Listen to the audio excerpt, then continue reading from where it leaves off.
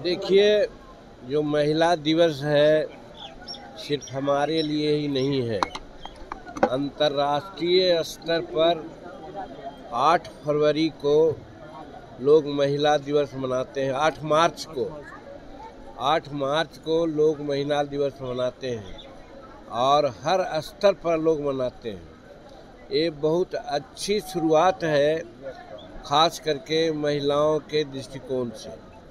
जो हिंदुस्तानी अवाम मोर्चा सेकुलर के जो महिला सेल के प्रांतीय अध्यक्ष हैं और झुग्गी झोपड़ी के जो प्रांतीय अध्यक्ष हैं, राष्ट्रीय अध्यक्ष हैं, उनके माध्यम से संयुक्त रूप में आज ये महिला दिवस और होली मिलन समारोह किया जा रहा है। इसके लिए 35% आरक्षण की बात है, लेकिन जनसंख्या की बात अगर देखते हैं, कहा गया है कि जिसकी जितनी संख्या भारी मिलेगी उसको उतने हिस्सेदारी, और उसी के आधार पर अभी हाल में आपने देखा कि आरक्षण का दायरा बढ़ाया गया है और जो पुराना ढंग था उसको रिकास्ट किया गया है।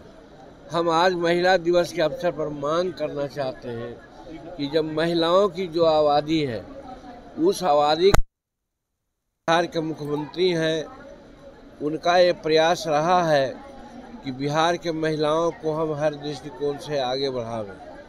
इसके लिए आपने देखा कि साइकिल योजना उन्होंने चलाई और त्रिस्तरीय पंचायतों के चुनाव में उन्होंने आरक्षण का व्यवस्था किया, जिसके चलते चाहे जिला परिषद हो या पंचायत समिति हो या नगर निगम हो, सब जगह या पंचायत में मुखिया हो, सब जगह हमारी महिलाएं वहां स्थान ग्रहण कर रही हैं।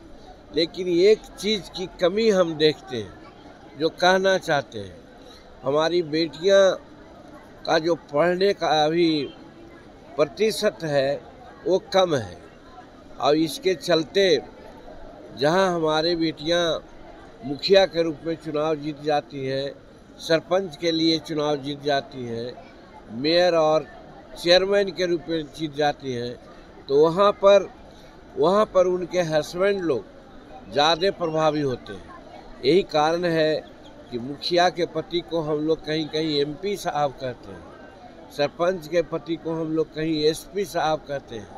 ये दोनों मिल करके हमारी बेटियों के कार्यक्रम में ज़रूर हस्तक्षेप करते हैं, जिससे उनकी कार्य क्षमता में ह्रास होती है।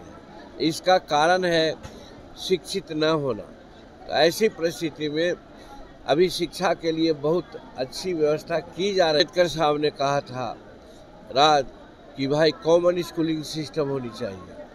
उन्होंने एक और आगे जा कर के हमारे माननीय कांसी राम जी ने कहा था कि राष्ट्रपति का बेटा हो या भंगी का संतान, तो बेटा ही नहीं, बेटा बेटी मैं कहना चाहता हूँ।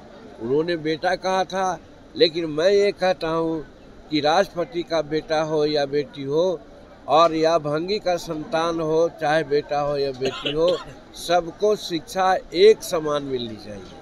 आज वो शिक्षा एक समान नहीं मिल रही है, जिसके चलते अमीर घर के बेटियां तो कुछ आगे बढ़ रही हैं, वो भी सभ्यक रूप में आगे नहीं बढ़ी हैं, लेकिन गरीब घर की बेटियां और हिंदुस्तानी अवाम मोर्चा सेकुलर का आप सिद्धांत जानते होंगे, हम लोग जात में और कौम में विश्वास नहीं करते।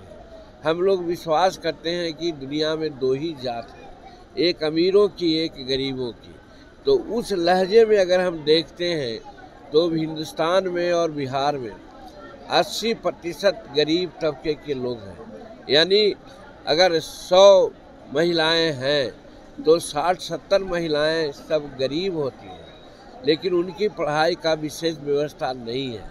इसीलिए हम लड़कों के भांति लड़कियों के लिए भी कहना चाहते हैं कि इनको भी पढ़ाई लिखाई में भी इनके जनसंख्या के आधार पर आरक्षण हो, ताकि ये पढ़ें और इनको सुविधा दी जाए।